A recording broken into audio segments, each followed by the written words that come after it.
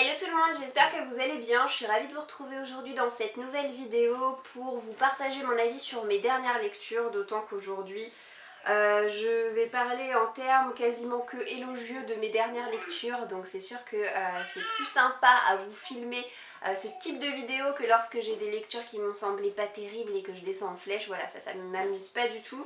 Donc tant mieux qu'il n'y ait que du bon, ou presque. En tout cas, je vous présente tout de suite le programme. Dans cette vidéo, je vous parlerai d'abord du livre Le lilas ne refleurit qu'après un hiver rigoureux. Je vous dirai aussi ce que j'ai pensé du livre Le goût du danger. Vous aurez mon avis sur Beignets de tomates vertes. Je vous dirai aussi ce que j'ai pensé du deuxième tome de la trilogie Traqué, ainsi que du deuxième tome de la trilogie du Tierling. Ce livre, clairement, je peux pas vous en parler en une minute top chrono tellement il m'a marqué, ça a été un formidable coup de cœur. Donc ce livre, c'est Le lilas ne refleurit qu'après un hiver rigoureux, sorti aux éditions Charleston. Et il est écrit par Martha Hall Kelly. Ce livre, vous avez choisi de l'inclure à ma pile à lire estivale. Je l'ai donc lu en temps et en heure, je l'ai lu avant de reprendre le boulot d'ailleurs. Et c'est un livre qui a pour thème les camps de concentration et la Seconde Guerre mondiale. On va suivre trois femmes selon des points de vue alternés. Ce sont trois femmes qui au premier abord semblent extrêmement différentes. Déjà, elles ne viennent pas du même pays, elles n'ont pas la même nationalité, elles n'ont pas la même culture, elles n'ont pas les mêmes expériences, le même vécu, etc. Et pourtant, leurs destins vont être inextricablement liés à toutes les trois. Alors on a d'abord Caroline qui vit à New York et qui travaille au consulat français. Ce qu'il faut savoir de ce personnage, c'est que c'est une femme qui a réellement existé. On ne l'apprend qu'à la toute fin de ce livre et j'ai trouvé ça extrêmement passionnant de le savoir parce qu'en fait l'auteur a avoué un véritable culte à cette femme et a mûri son projet d'écriture pendant des années et des années pour voilà, nous inventer, nous pondre un roman qui allait tourner un peu autour de sa vie. Donc voilà, je trouve ça tout bonnement incroyable. Donc on a cette fameuse Caroline qui pourtant n'est pas le personnage qui m'a le plus passionnée mais qui est un élément essentiel à cette histoire. On découvre également Kasia qui est une adolescente polonaise qui va entrer dans la résistance au tout début de la Seconde Guerre mondiale mais qui malheureusement va se faire prendre et être envoyée dans un camp de concentration. Et pour finir, on va suivre une jeune docteure allemande qui s'appelle Hertha et dont on va laver plus ou moins le cerveau pour la persuader que ce qu'elle fait est juste, qu'elle sert une noble cause, qu'elle se doit d'être patriote et que tuer des milliards d'innocents c'est pour le bien de la patrie. Alors j'ai été passionnée par ma lecture qui pourtant est assez lente mais qui a tout de même réussi à me séduire et à me tenir en haleine d'un bout à l'autre. J'ai été absolument fascinée mais également horrifiée par cette lecture. D'ailleurs c'est typiquement le genre de livre qui aurait très bien pu me faire pleurer à chaudes larmes et pourtant il n'en a rien été. Je n'ai pas versé une seule larme même si j'étais absolument estomaquée par ce que je découvrais. D'ailleurs ce livre est une véritable mine d'informations concernant la vie en camp de concentration. On sent que l'auteur a fait un travail mais absolument incroyable de recherche pour un premier roman parce qu'il s'agit d'un premier roman de Martha Hall Kelly. Je trouve que c'est un livre absolument formidable, j'ai été complètement séduite et envoûtée par la plume de l'auteur. Je trouve que la qualité de la narration est juste grandiose. Ça me donne très envie de me plonger dans toutes ses futures publications. D'ailleurs, elle a récemment sorti un livre qui porte cette fois-ci pas sur la Seconde Guerre mondiale, mais sur la Première Guerre mondiale. Les retours sont peut-être un tout petit peu moins enthousiastes et élogieux qu'ils ne l'ont été pour ce premier livre. Mais ce qu'il faut savoir concernant sa dernière publication en date, c'est que l'une des trois femmes que l'on suit n'est autre que la mère de notre personnage Caroline. Donc voilà, ça permet d'avoir un autre regard et une autre dimension sur cette histoire au sens large, hein, cette histoire avec un H majuscule.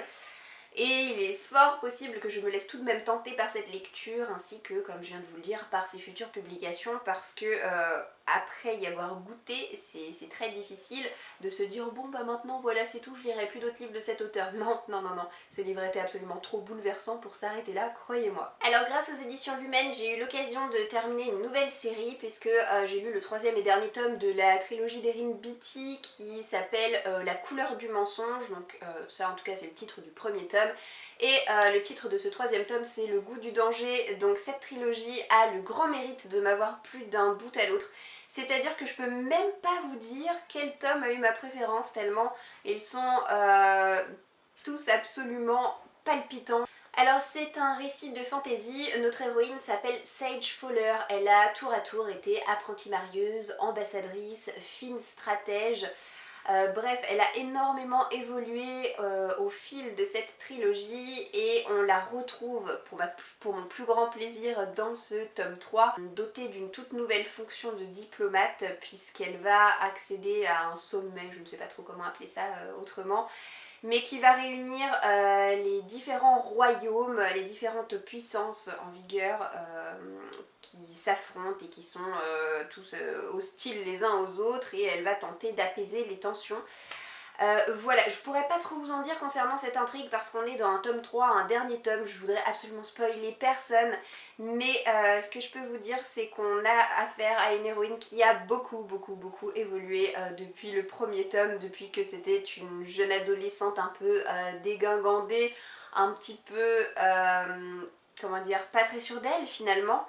Elle a vraiment acquis en confiance, elle a acquis en sagacité et c'est vraiment une héroïne qui m'a énormément plu. C'est un livre qui se lit très vite. On est dans une intrigue qui mêle beaucoup l'aspect politique et l'aspect militaire. Je pense que si vous me suivez depuis un moment, vous devez savoir que c'est pas franchement des thèmes qui me plaisent quand je lis de la fantasy. Et pourtant, clairement, cette trilogie déroge à la règle parce que ça ne me dérange pas du tout d'entendre parler de magouilles politiques, de déplacement de l'armée d'un point A à un point B, de combat, etc. Je lis ça avec grand plaisir venant de cette auteure parce que tout ce qu'elle écrit me passionne jusqu'à présent.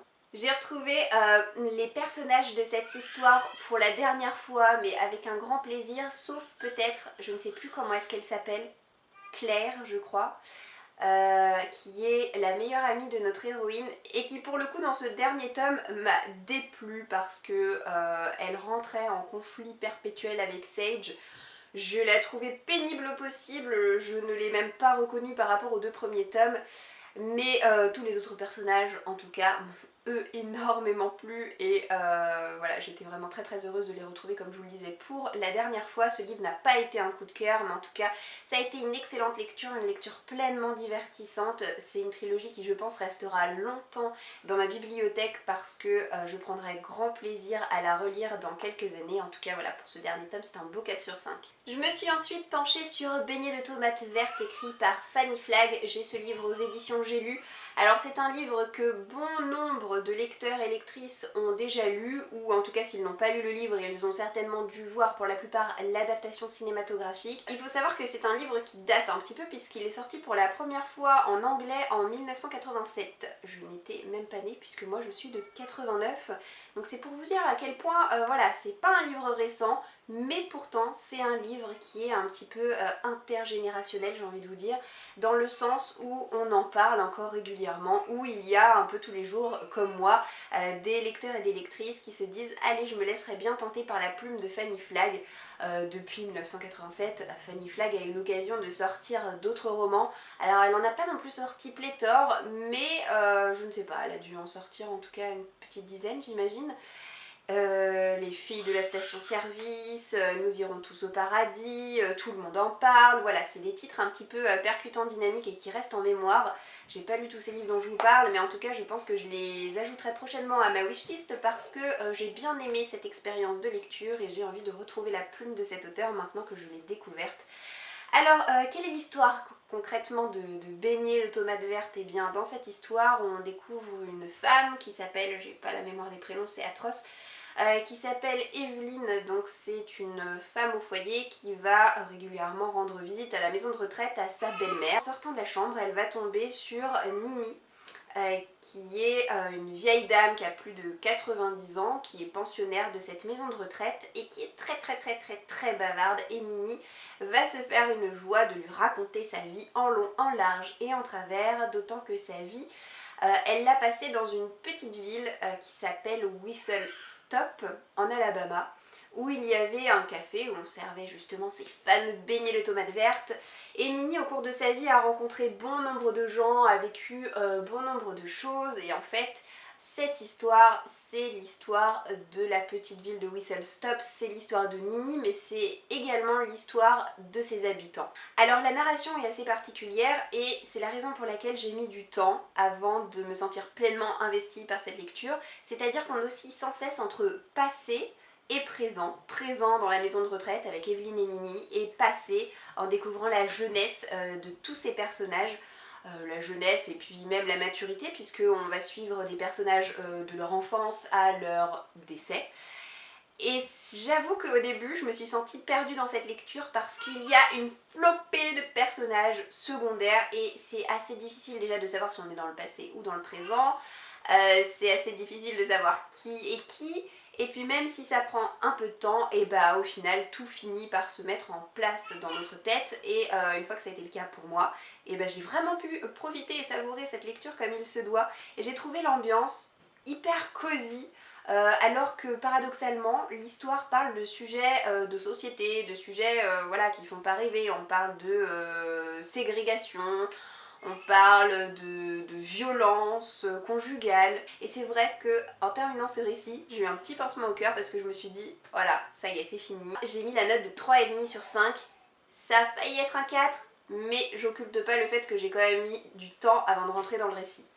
Alors je vous parle ensuite du tome 2 de la trilogie Traquée d'Andrew Fukuda qui est sortie aux éditions Michel Lafon. Il y a plusieurs mois de ça, je vous avais fait une petite vidéo sur le fait de relire ces livres et je vous avais présenté pour l'occasion une petite pile à lire issue de ma bibliothèque côté livres lus, des livres que j'aimerais relire si l'occasion s'en présentait. Et il y avait notamment les 2 premiers tomes de la trilogie Traquée que j'ai découvert il y a au moins 6 ans de ça et que j'avais adoré. À l'époque j'avais eu un coup de cœur à la fois pour le premier tome et à la fois pour le deuxième. J'ai relu le premier tome en juillet, j'ai relu ce deuxième tome au mois d'août et du coup je découvrirai le dernier tome de la trilogie ce mois-ci, donc au mois de septembre.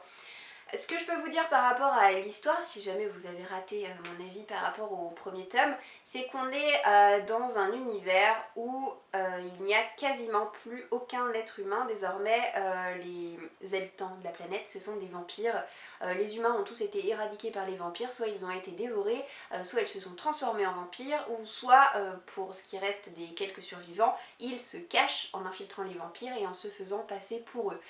Donc c'est le cas de notre héros qui s'appelle Gênes et qui depuis son plus jeune âge a été formé par son père pour ne pas transpirer, pour se conduire comme un vampire, en adoptant leur code de société, leur mode de fonctionnement, etc. Et finalement il va y avoir une énorme chasse à l'homme qui va être organisée par le gouvernement, dans le sens où on va annoncer à la population que tous les êtres humains n'ont pas été éradiqués. Il en reste encore quelques-uns qu'on a enfermés voilà des années, qu'on a engraissés comme des porcs pour l'abattoir et qu'on va finalement relâcher dans la nature pour être pourchassés et dévorés par les vampires. Gênes va être sélectionné pour faire partie des heureux élus qui vont devoir courser les humains. Je me rappelais d'ailleurs pas que ce tome 2 était si long à commencer, parce que c'est vrai que le début, c'est pas qu'il est ennuyeux, mais objectivement parlant, il se passe pas non plus grand chose. Mais il est quand même nécessaire pour instaurer dans ce récit une ambiance assez stressante, oppressante, qui ne fait qu'aller crescendo. C'est-à-dire qu'au fur et à mesure de mon avancée dans cette lecture, je n'ai fait que me sentir davantage mal à l'aise. Alors je vous raconte pas la première fois que je l'ai découvert, c'était des sentiments qui étaient un peu à leur paroxysme. Là ça a été atténué par le fait que finalement j'ai déjà lu ce livre, et même s'il y a quelques années, je me rappelle quand même grosso modo de la trame de ce tome 2. Mais je dois vous avouer que c'est très angoissant comme lecture, âme sensible s'abstenir tout de même. Hein. C'est assez malaisant du début à la fin. Mais voilà, c'est une espèce de page turner dans le sens où même quand c'est lent, on a toujours envie de tourner les pages, de savoir ce qui va se passer après, de voir comment vont s'en sortir nos personnages et surtout si ils vont s'en sortir, hein, parce que rien n'est moins sûr. Donc voilà, très bonne redécouverte, très bonne lecture. C'est pas un coup de cœur, mais en tout cas c'est un beau 4 sur 5. Et j'en viens déjà au dernier roman dont il faut que je vous parle aujourd'hui, c'est le tome 2 de la trilogie du Tearling d'Erika Johansson et c'est sorti aux éditions JC Lattès. Alors ce livre, c'est le tout dernier qu'il me restait à lire dans ma pile à lire estivale et mes attentes étaient très élevées après avoir eu un énorme coup de cœur pour le premier tome. Donc là aussi on est dans un univers de fantasy. Et autant vous dire que le coup de cœur n'a pas été réitéré. On a une héroïne qui s'appelle Kelsey, c'est une adolescente. C'est une princesse qui est promise à un destin de reine et d'ailleurs c'est ce qui l'attend quand sa mère la reine décède. Elle a été dès son plus jeune âge exilée loin de la cour pour avoir un apprentissage en bonne et due forme et surtout pour la tenir en sécurité, qu'elle ne soit pas soumise à des coups d'état, qu'elle ne soit pas soumise à des tentatives d'assassinat, etc. Donc quand sa mère la reine décède, et la garde de la reine va tout simplement aller la chercher pour la ramener à la cour pour qu'elle puisse gouverner. Ce qui m'a perturbée dans ce tome 2, c'est qu'on a une pluralité de points de vue. On suit à la fois Kelsey, mais on suit aussi très régulièrement une autre jeune femme qui s'appelle Lily. Alors on va découvrir quel est son lien avec Kelsey un peu plus tard dans le récit, mais elle semble mener une vie à notre époque à nous, si vous voulez, à une époque où il y a la télévision, à une époque où on a tous des ordinateurs, des téléphones portables, des voitures qui roulent dans la rue, etc. Et c'est un univers qui est tellement en décalage avec l'univers de fantasy auquel nous a habitué l'auteur que ça m'a semblé un peu heurtant. Je sais pas comment vous expliquer, ça a été un peu la confrontation, là, le choc des deux mondes. Et autant j'adorais être perdue dans cet univers de fantasy extrêmement riche, autant retourner à un univers plus contemporain, ben ça m'a vraiment pas plu en fait. Même si on comprend très bien dans le dernier tiers du récit pourquoi est-ce que tout ça nous est décrit, d'où ça vient, etc. Voilà, les explications ont vraiment leur place dans ce tome 2.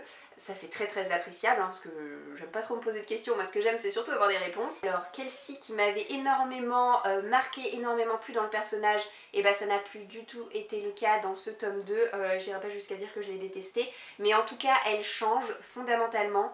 À la fois sur le plan physique mais surtout malheureusement sur le plan psychologique. C'est comme si elle était en train de se transformer en tyran et cette métamorphose ne la met absolument pas en valeur, ne la présente absolument pas à son avantage.